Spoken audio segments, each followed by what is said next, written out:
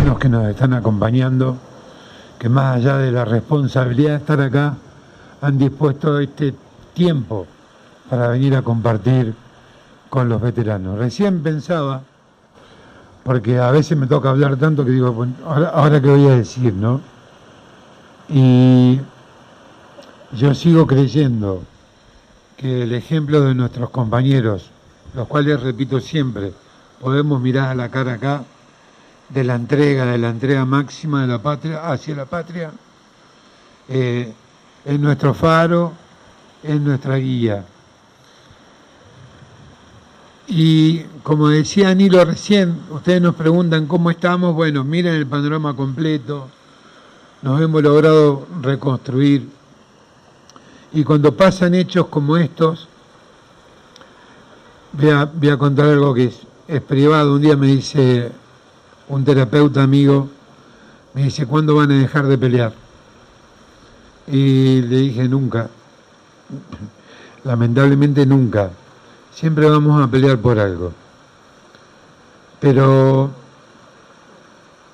mi mensaje en esta mañana, haciendo pie en el sacrificio de nuestros compañeros, de la entrega, quiero que sea un testimonio, y voy a invitar a Diego, que fue mi compañero de patrulla en Malvinas, donde nos tocó, además del frío, de la llovizna que no paraba nunca, además de las escaseces, nos tocó compartir cómo superar el conflicto, y tenemos con Diego una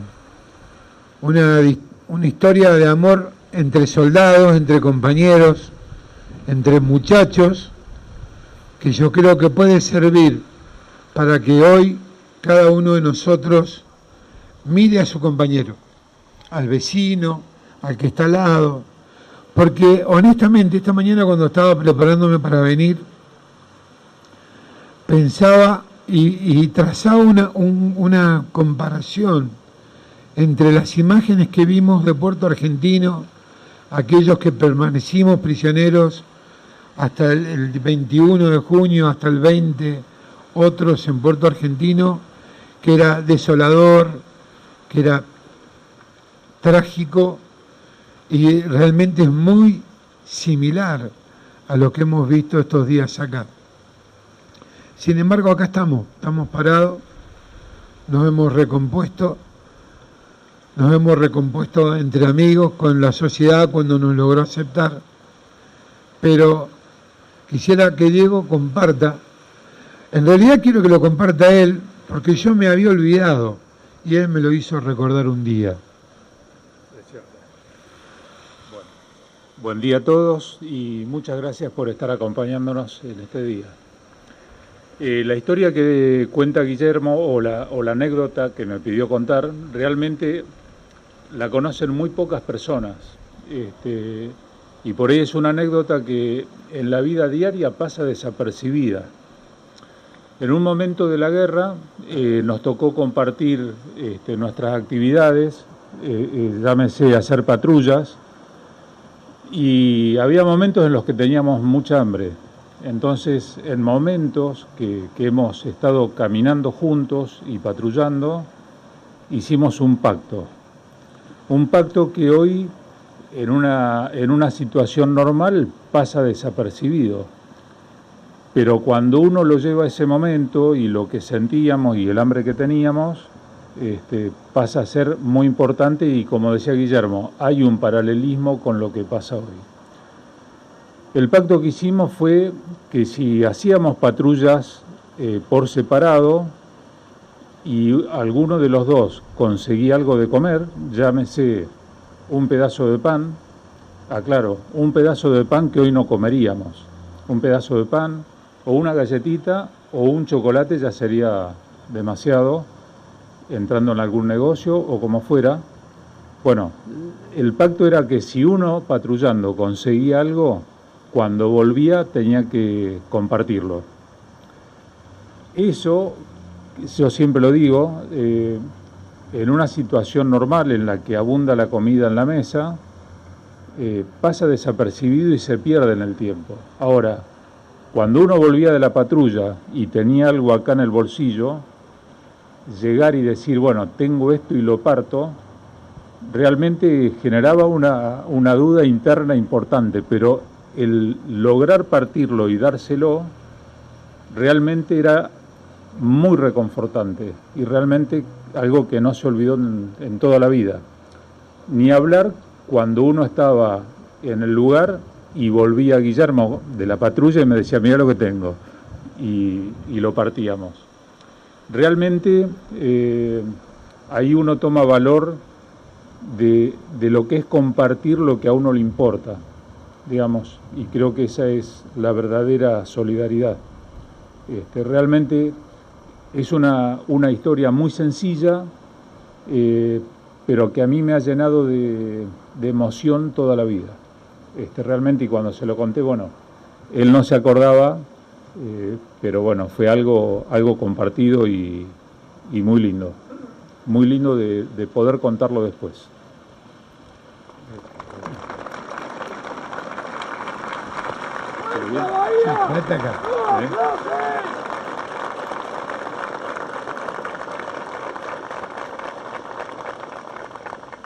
En un homenaje, en recordación de nuestros caídos, en recordación de dos pibes de 18 años que aprendimos que aunque era lo único que teníamos, lo teníamos que compartir. Hoy que Bahía Blanca es nuestra zona de guerra, compartamos. Si es un pedacito de pan, compartamos.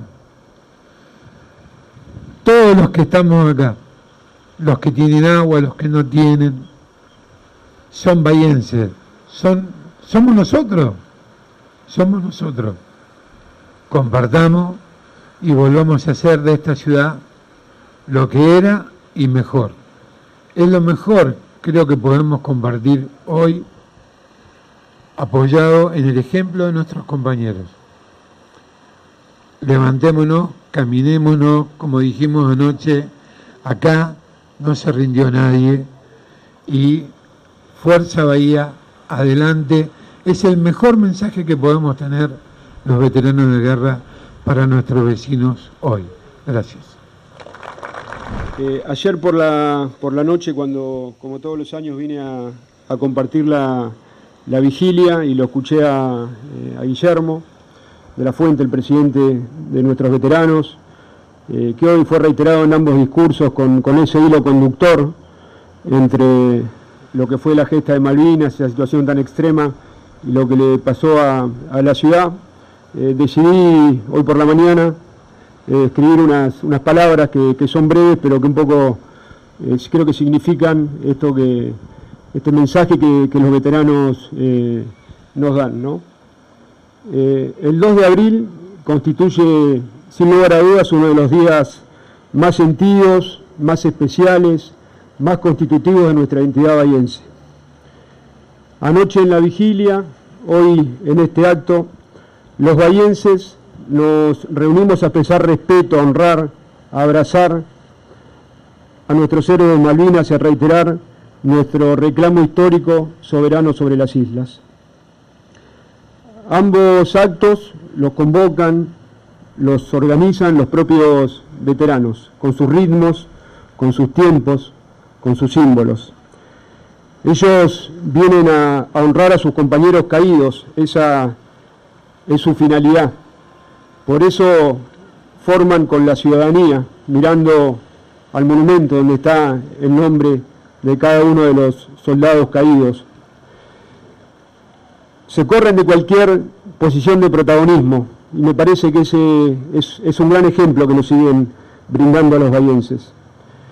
Después está lo que venimos a hacer nosotros, ¿no? Lo que nos pasa a los vecinos de Bahía Blanca con los veteranos de guerra de Malvinas. Venimos a abrazarlos, a acompañarlos, a reconocer a quienes, puestos en máximas circunstancias de adversidad y de exigencia para defender a la patria, fueron capaces de asumir esa responsabilidad con temple, coraje, arrojo y elevarse como seres humanos, individuales y colectivos, hasta límites inimaginables. Y no lo hicieron solamente en el conflicto bélico, sino también cuando volvieron y les tocó enfrentar el olvido y el abandono, en un largo peregrinar de más de 2 décadas, hasta que esta situación gradualmente comenzó a revertirse. Siempre fueron nuestros veteranos, y lo siguen siendo, un ejemplo para los bahienses y para este intendente. Humildes, unidos, solidarios en cada ocasión que la ciudad los requirió.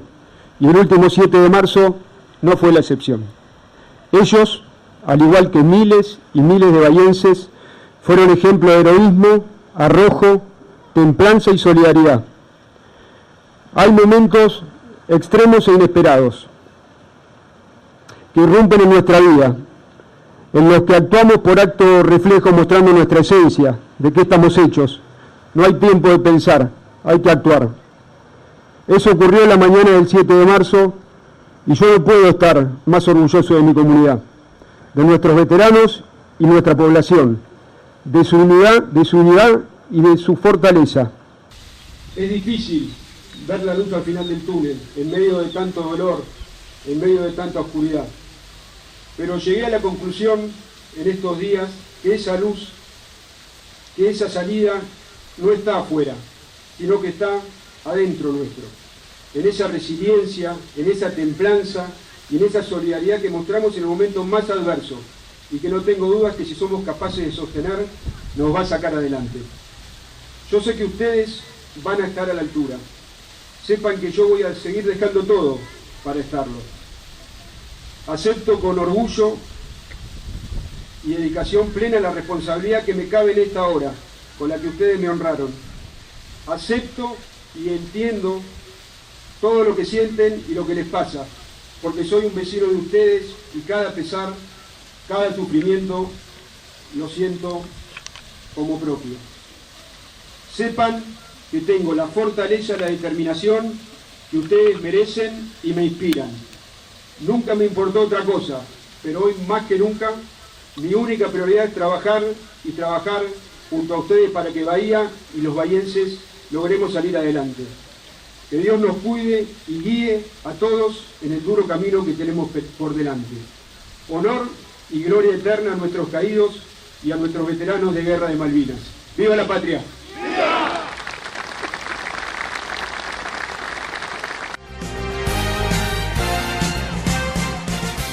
Y a raíz de sus palabras durante el acto fuimos a buscarlo a Nilo Navas y conversamos con él.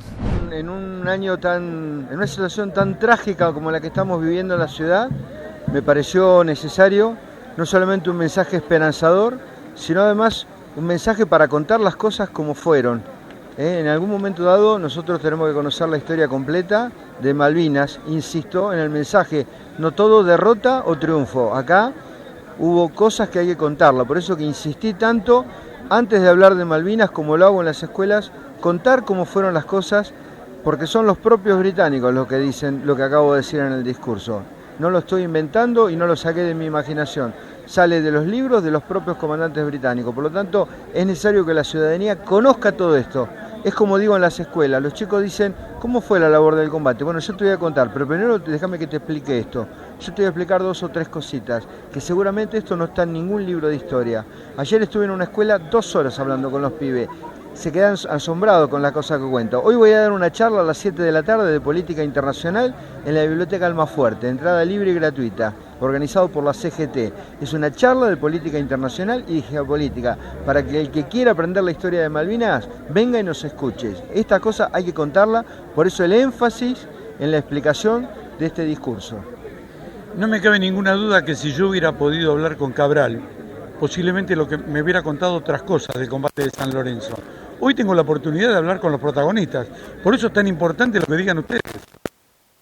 Chicos en la escuela, me gustaría hablar con un granadero San Martín, se sorprende, pero por supuesto que te tendría que gustar, porque nosotros estamos siempre cansados de leer la historia. todos los presentes, somos pocos los que fueron contemporáneos de Malvinas, todos nacieron leyendo una historia, un relato, un libro, que no sabemos con qué ideología se dice. Bueno, mira, yo te lo voy a contar, para eso me dedico a estudiar la historia de Malvinas, para eso estudio, para explicarlo. Y yo me paso el día explicando la historia de Malvinas al que me quiere escuchar. Y todos los pibes 2, 3 horas están escuchando lo que yo digo, porque siempre tengo algo para decir. Yo te cuento la historia de Malvinas, pero déjame primero que te cuente qué es lo que dicen los propios británicos. Hoy, 43 años después, los británicos siguen hablando de Malvinas. Malvinas es la guerra que más más complejidad le generó a Gran Bretaña después de la Segunda Guerra Mundial. Es la guerra en la que más recursos perdieron y más hombres perdieron en términos relativos después de la Segunda Guerra Mundial. Por eso digo, terminemos con eso de los pobres pibitos de la guerra, basta con eso, se terminó. Hablamos de honor, de valentía, de coraje, lo que dijo Guillermo de la Fuente, actos de grandeza en pleno combate, compartiendo lo que no tenían, eso hay que contar. Después el resultado es una ganancia o una pérdida, pero ¿querés que te cuente cómo fue? Sentate que yo te lo voy a contar. Me pareció importante el mensaje para la ciudadanía de Bahía Blanca después de esta catástrofe climática, porque ustedes hubo que pelear en la guerra, hubo que pelear después de la guerra, porque la desmalvinización, la falta de reconocimiento generó también muchos muertos. Por eso, tan importante como periodista y como vecino, lo que dijiste después con respecto a la ciudad. Claro, porque 43 años atrás, todo un país se embanderó, o la gran mayoría del país, y hoy, 43 años después, un país está apoyando a nuestra ciudad. Nosotros, veteranos, sufrimos la guerra, somos resilientes, nos reconstruimos de las cenizas, resurgimos de las cenizas. Bahía Blanca también va a resurgir, con dolor, pero con acompañamiento, solidaridad, respeto, entrega. Esos son los valores. Entonces yo me siento y hablo de Malvinas, y cuando vos traspolás, estás hablando de hoy, del presente, es lo mismo, son catástrofes, la guerra es una catástrofe, la inundación es una catástrofe, todo en el medio un grupo social que se moviliza. Y Malvinas es un eje conductor. Qué mejor acto que este como para hacer un eje transversal y hablar de cosas que son compartidas. Insisto, se vio lo mejor y lo peor en la inundación. En Malvinas también se vio lo mejor o lo peor. Pero por suerte siempre lo mejor está por encima de lo peor, que es lo que podemos rescatar de todo esto. Nilo, muchas gracias. Un placer, muchísimas gracias, a disposición. Enrique Omar Pereira fue un héroe de esta guerra que perdió la vida justamente en el crucero General Belgrano. Nosotros tuvimos la posibilidad de conversar con su familia. Hoy, a 42 años, después de escuchar este discurso de Nilo Navas, ¿qué reflexión te merece? Desde el punto de la familia. Desde el punto de la familia, bueno, obviamente que esto nunca se supera, ¿no? En un principio, ya hemos charlado muchas veces sobre este tema, el olvido que tuvieron los sobrevivientes de Malvinas, del conflicto, la desmalvinización que había en el país. Bueno, fue cambiando a fuerza de lo que quedaron vivos y a fuerza de lucha y eso. Nosotros que lamentablemente no pudimos recuperar a mi hermano quedó custodiando ya las aguas del Atlántico Sur. Vemos que hoy la vista está un poco de parte de los veteranos, ¿no? Un poco más amplia, un poco más de contar la realidad, contar lo que fue y salir a los colegios, salir a todos lados a aclarar un poco. Hay mucha gente joven, mucha gente mayor, te diría, que no tiene muy en claro cómo fue el conflicto, porque vino más allá de se puede llamar derrota. Bueno, pero nos enfrentamos, como decía Navas, al resto del mundo. Pero el honor, la valentía que representaba, que pusieron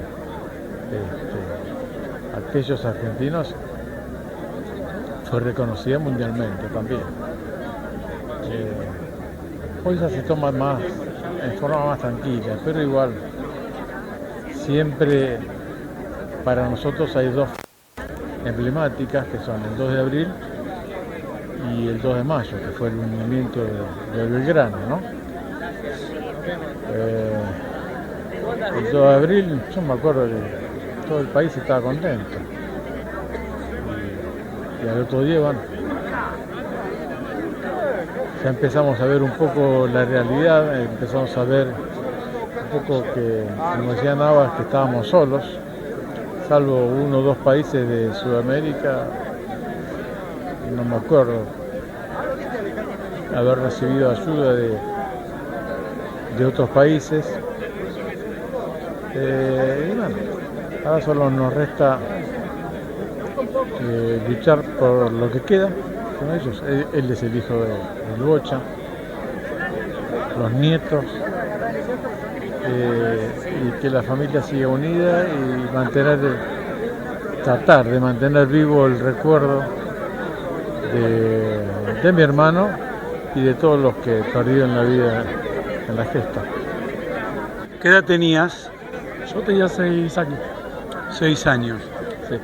¿Cuándo pudiste enterarte de lo que había pasado a tu papá? ¿Cuándo tomaste conciencia? Bueno, enterarme me enteré enseguida, pero tomar conciencia fue con el correr de los años. Llegar a la adolescencia, bueno, ya tenía plena conciencia de todo lo que había pasado. Ya era como, digamos que el duelo fue toda la vida, ¿no? Va a ser toda la vida. Pero vivirlo ya desde chico. Desde los mismos 6 años ya lo empecé a vivir. Recién lo decía tu tío, desmalvinización, falta de reconocimiento. Hoy cambió la cosa.